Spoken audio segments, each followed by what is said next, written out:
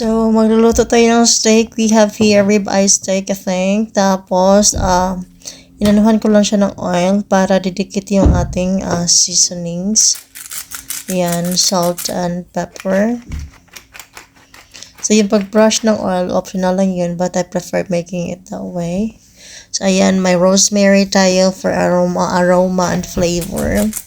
So, we just do the other side.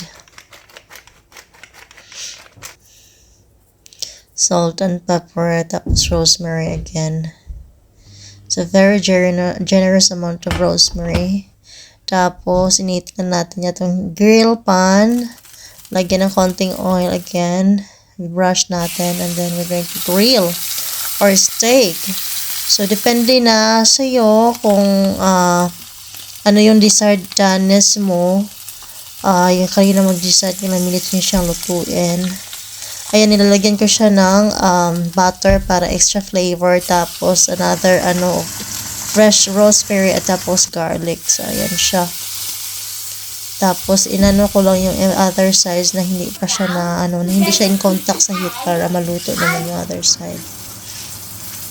So, ito, yung pagkaluto ko nito is, medium rare. So, yung sa labas niya, medyo, luto yung labas, pero yung sa loob niya, pinkish pa siya.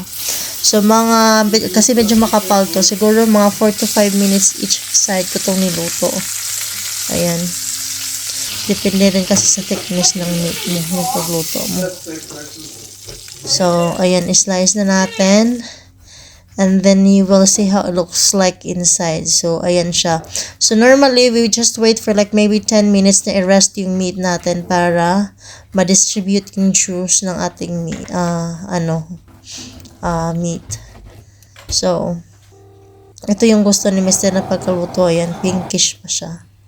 So, very nice, very tender ng meat na ito. So, ayan. So, ganda tingnan, diba? Pero hindi ako nakakain ng ganyan. Si Mr. lang.